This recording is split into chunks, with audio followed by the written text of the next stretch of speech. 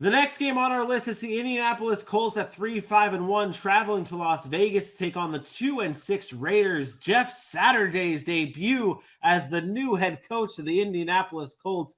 The Raiders are favorites, though, 4.5 points over under 41.5. This is a game, again, Jeff Saturday's debut. All the talk, all the chatter this week is about the decision of the Colts to go with Jeff Saturday.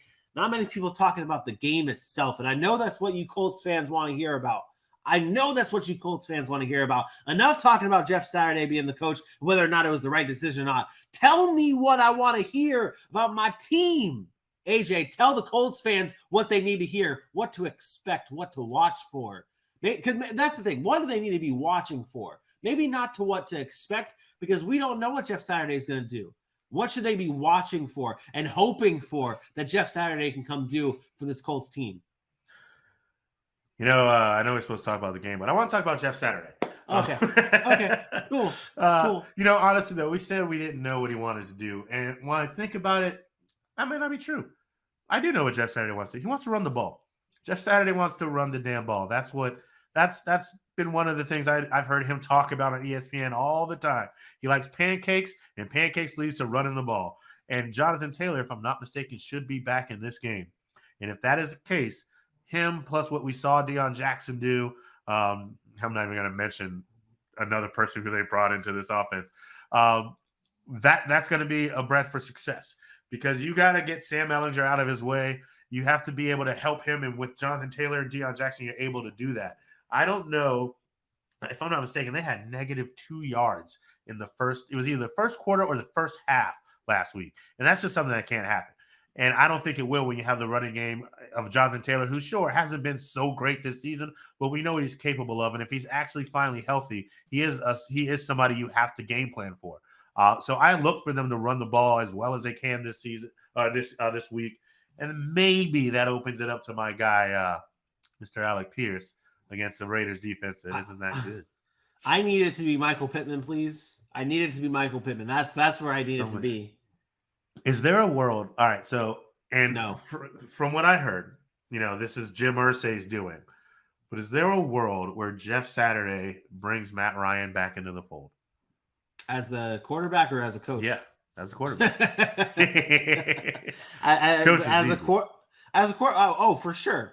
For sure. I think that and this would further the conversation that we had of something not being right with this Matthew Stafford, Sam Ehlinger thing. Maybe it's not an actual injury, and they're trying to change. Yeah, something that's going on with that. Maybe it's not an actual injury, and I definitely think Matt Ryan could return. For sure. I think that's 100% an option for the Colts this year. I think this team, like you said, that identity might be running the ball. Maybe he, like you said, he in his press conference, he doesn't have the coaching experience, but he's been around the game a lot. And what position did he play? He played offensive line.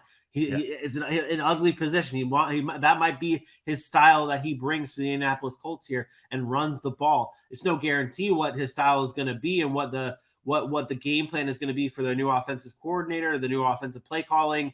But the cliche is there. It'll be interesting to see. On the Raiders side of things, they blew a 17-point lead last week in a loss, another 17-point lead this season blown. It's been a tough year for the Las Vegas. Did I say the Saints earlier? What is wrong with me? Did I say this? Oh, did. Good. I didn't say it then. The Raiders blowing leads 2-6 on the season. Not the way they had hoped. They have to try and get it back on track, maybe to have a late push or do something to show some positive signs. How do they do that, AJ? How do they get those positive signs? There's that guy that plays for this team that we all like, and I think they need to give him the damn ball. We talk about the Colts running the ball. Raiders, run the ball. Run the ball. Josh Jacobs will take you to the promised land. And when you do that, guess who else can take you to the promised land? Davante Adams, because now they're putting him in the box and they're focused on Josh Jacobs, who can run through, around, and with anybody on this field. Josh Jacobs last week, we were wanting more out of him.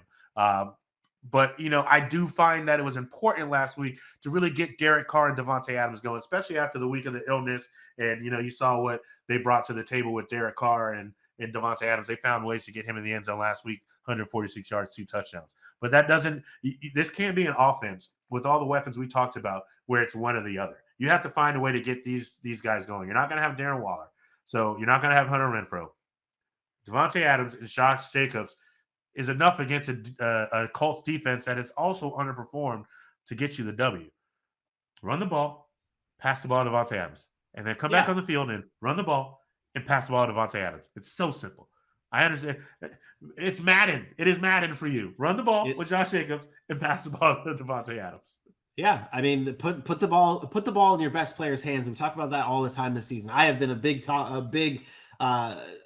guy talking about this. I've talked about this a lot this season. That like a lot of coaches, they have a tendency to overcomplicate for things and overthink the way their offenses should go and the play calling in certain situations. Just simplify it, man. Give your best players the ball. Josh Jacobs, Davante Adams.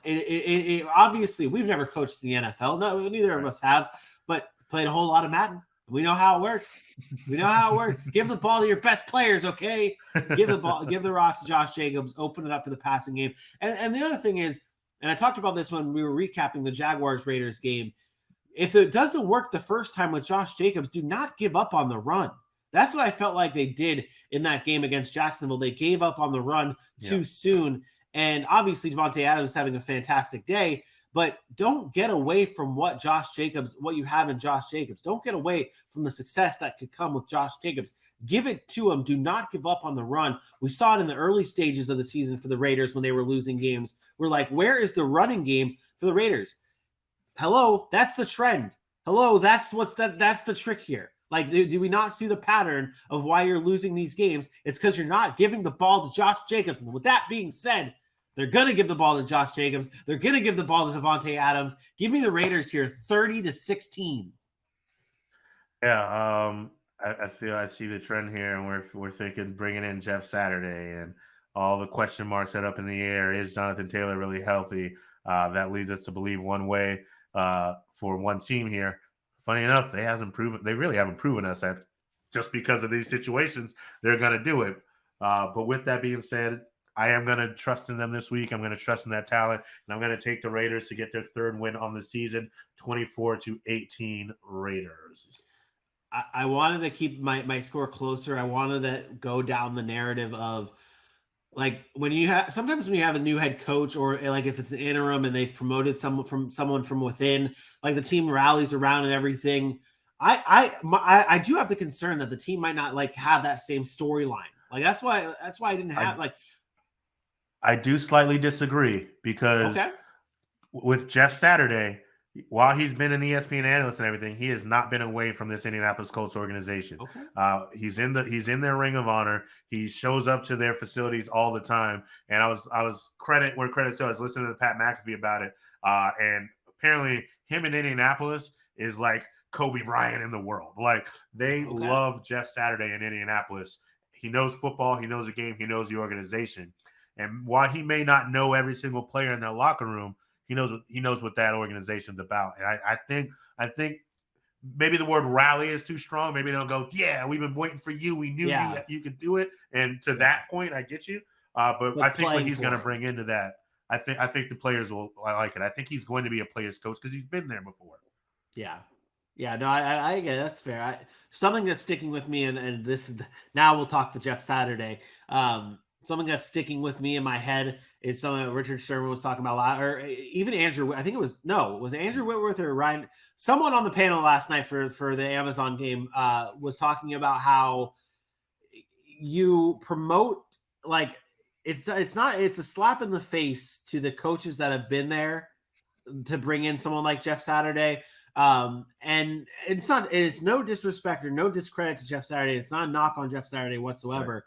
But to have guys like Fox and Gus Bradley and guys that have been there, interim coaches or offensive coordinators, defensive coordinators, player position coaches, all be there for so long, put in that work, grind out the season through 10 weeks and say, okay, now we're just going to bring in someone for the last 8 who hasn't been here, who hasn't been putting in the work, who hasn't been doing it with his team. And again, not a knock on Jeff Saturday, but that's something that's been big to me. That's something like is stuck in my head. It's like, okay, maybe it's not like a hoorah, like a rally behind this coach. But like you said, they could play. They will be playing for Jeff Saturday. You say he's been around the organization.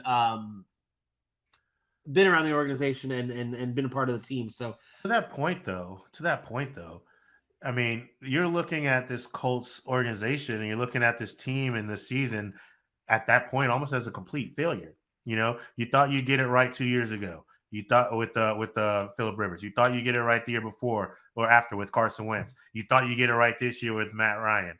You end up having to let Matt Ryan sit the bench. Then you fire your offense coordinator, defense coordinator, if I'm not mistaken. Then you fire the head coach. At that point, you don't trust anybody in the building. Despite what they've done, they clearly weren't doing enough to help this team that we thought was talented get over the hump, the 3-5-1. So maybe you're thinking that splash from outside, a different perspective, not a guy that's just going to, well, we're going to keep doing it how we were doing when Frank was here. That may be what Jim Irsay thought they needed just to even salvage the season in a positive light. I'm not saying I completely agree with it, but I can understand the perspective of if you had to make all of those drastic moves seamlessly 3 weeks in a row, you don't trust anything going on in that organization below yourself. Yeah. No argument here. No arguments here. We both have the Raiders, though, in this one. Shout out Sherm, getting everyone buzzing on the chat here, trying to get everyone in, supporting the show. Shout out Joey B as well for grinding it out, watching the show, sticking around, tuning in every week, every day. That does it, though, for another episode of the Sac City Podcast. We'll be back again live on Sunday morning for Pigskins and Pancakes for our live fantasy football advice. Getting you guys ready for your week matchups, helping you win those games, and helping you win those fantasy championships. So tune in live at noon Eastern time right here on our YouTube page at the Sac City Pod for Pigskins and Pancakes.